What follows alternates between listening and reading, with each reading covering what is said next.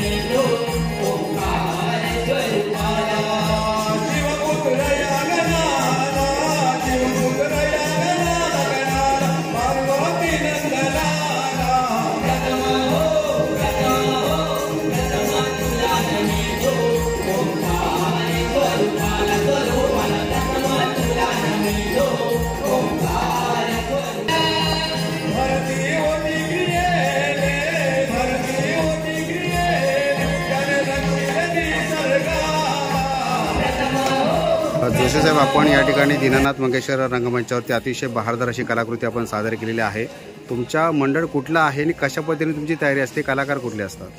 आमचं मंडळ रत्नागिरी फणसवळे गावचं आहे आणि कलाकार इथून अगदी भिवंडीपर्यंत राहणारे आहेत। वसई, विरार, ठाणे अशा ठिकाणावरून सांताक्रूजला एकत्र येऊन मिळेल त्या जागेमध्ये रिहर्सल करून असा कार्यक्रम उभा केलेला आहे। किती वर्षापासून तुम्ही कला जपताय? आम्ही साहेब आज 37 वर्षापासून ही कला जपतोय। मध्ये थोडासा म्हणजे खंड आला होता आणि आता सध्यामध्ये 10-12 वर्ष मुंबईच्या रंगमंचावर आम्ही कार्यक्रम करत आहोत। आता कुठले कलाकार असतात आणि त्यांना कशा पद्धतीने तुम्ही प्रॅक्टिस देता किंवा त्यांना कसे काय कलाकार तुम्ही शोधता? आमचे कलाकार जे आहेत ते आमच्या हनुमान भक्त सेवा मंडळाचेच फक्त सभासद म्हणून जे आहेत आणि त्यांच्या फॅमिलीतले सगळी मंडळी तेवढेच आहेत। बाहेरून कलाकार आमच्याकडे येत नाहीत, कारण आम्ही व्यावसायिक नसून आम्ही फक्त हौशी कलाकार म्हणून कार्यक्रम करतो। हे नेपथ्य आहे किंवा इतर दिग्दर्शन म्हणा, प्रकाश योजना म्हणा, या सगळ्या गोष्टीसाठी कशी मेहनत घेता तुम्ही? साहेब, नेपथ्य बनवण्यासाठी रात्रंदिवस माझी मेहनत आहे। मी एक आर्टिस्ट आहे, आर्टिस्ट म्हणजे छोटा मोठा आर्टिस्ट आहे आणि हे तुमच्यासमोर सादर जे केलं हे सगळं माझ्या हाताने बनलेलं आहे। आम्ही कोणतीही वस्तू, कोणतंही काही भाड्याने किंवा कशाने आणत नाही। आमचं स्वतंत्र सगळं हा एवढा संच आहे। तुमच्या एकूण या कलामंचामध्ये असं कुठल्या गोष्ट आहे की जी लोकांसाठी फार प्रेरणादायी आहे किंवा लोकांसाठी आकर्षण आहे? माझ्या कलामंचामध्ये म्हणजे आता हे माझे ही मुलं जे आहेत ते लेडीज बनून सादरीकरण करतात, ह्याचा मला अभिमान आहे। कारण आता ही मुलं जी ह्या रंगमंचावर वावरतात ही इंटिरियर डिझायनर, आर्किटेक्ट, इंजिनियर अशा लेवलची मुलं आहेत आणि ती सुद्धा साडी नेसून या रंगमंचावर काम करण्यासाठी उत्सुक आहेत। तुमचं नाव सांगा? माझं नाव युवराज जोशी। युवराज जोशी, तुम्ही आहात राधेचं पात्र करता? हो। किती वर्षापासून तुम्ही हे पात्र निभावता? मी 2012 पासून राधेचा रोल आतापर्यंत करतोय। काय वाटतं तुम्हाला, कसा अनुभव येतो? खूप आवडतं असं सगळ्यांची तारीफ, हे सगळं दादांच्या याच्यामध्ये आम्ही छत्रछायेखाली वाढलोय आतापर्यंत। गावच्या नमुन्यापासून आता दादांच्या याच्यामध्ये खूप, आणि आमचे जेवढे पण सगळे कलाकार आहेत खूप मजा येते रेसलला आणि सगळ्यांना एकत्र घेऊन काम करायला। तुम्ही स्वतः खूप छान नाचता हे आम्ही पाहिलंच होतं, परंतु तुमची ही छकुली जी आहे ही छकुली सुद्धा आज नाचताना आम्ही पाहिली। तुम्ही हिला पण 3 वर्ष ती रंगमंचावर आहे। गेल्या वर्षी पण तिने छोटा कृष्णाचा रोल केला, ह्या वर्षी पण त्याच्या आधी एक गणामध्ये एक छोटासा रोल केला होता तिने। गेल्या 4 वर्षापासून ती या तुमच्याबरोबर वावरते। तुम्ही साडी नेसत असताना लोक तुम्हाला काय अभिमानाने काय तुमचं कौतुक करतात की काय अजून तुम्हाला हेनवतात वगैरे? नाही, कौतुक करतात सगळे। नृत्य वगैरे तुम्ही कधी शिकलात की नमनाच्या माध्यमातून? आमची कोरिओग्राफर तेजल पवार, तिची बहीण दीपाली पवार याने आम्हाला नाचता येत नव्हतं, तिथून आम्हाला घडवलंय त्याने। आतापर्यंत ते आमच्याबरोबर आहेत। आम्ही त्यांना कधीच विसरणार नाही. त्यांनी आम्हाला आतापर्यंत शिकवलं आहे सगळ्या मुलांना. ठीक आहे, तुमचे अभिनंदन आणि तुम्हाला शुभेच्छा. थँक्यू. तुम्ही आता खलनायकाची भूमिका या ठिकाणी निभावलेली आहे. काय वाटतं तुम्हाला हे अभिनय करत असताना हे अभिनयाचे गुण कुठून आले तुमच्याकडे? अभिनयाचे गुण आमच्या दादाकडूनच आलेले आहेत, सत्यदादाकडून. आहे ना. किती वर्षापासून तुम्ही भूमिका करता किंवा अभिनय करता? आम्ही पण आता 2012 पासून इथून सुरू झाल्यापासूनच करतो. पण तुम्हाला कसा अनुभव येतो, लोकांचा प्रतिसाद कसा चांगला लाभतो, असतो. काय वाटतं? बॅकस्टेजला चांगला प्रतिसाद असतो ना. ठीक आहे, थँक्यू.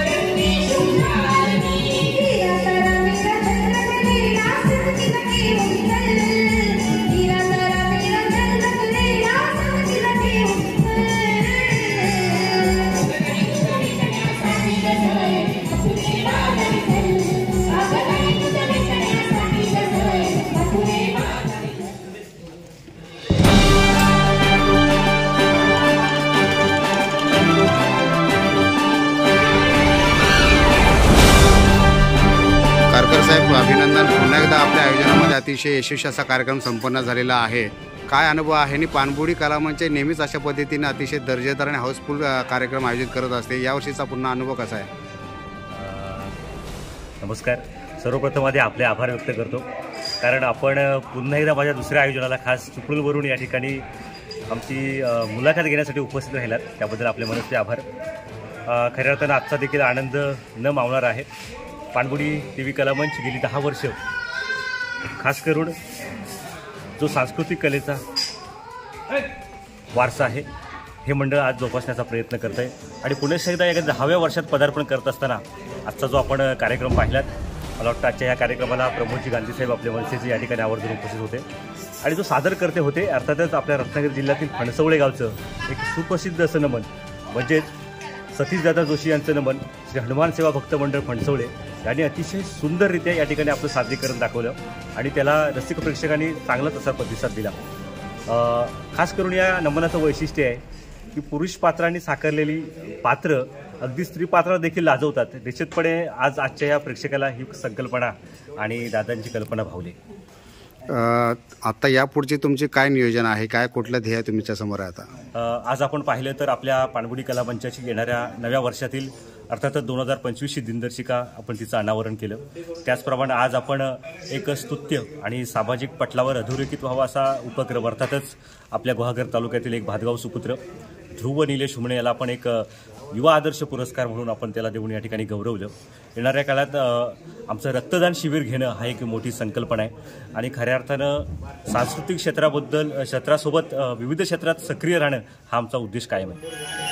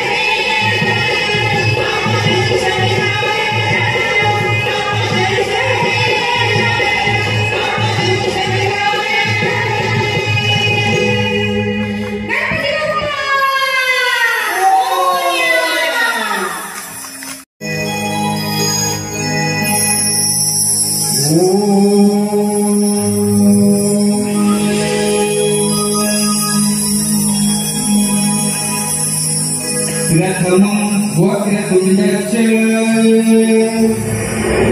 एकदन्तं द्वितीयकं द्वितीयं कृष्णपिङ्गाक्षं गजवक्त्रं चतुर्थकं लम्बोदरं पञ्चमं च षष्ठं विकटमेवम् सप्तमं विघ्नराजेन्द्रम् धूम्रवर्णम् अष्टाष्टमम् नवमं भालचन्द्रमं च दशमं तु विनायकम् एकादशं गणपतियम् द्वादशं गजाननम्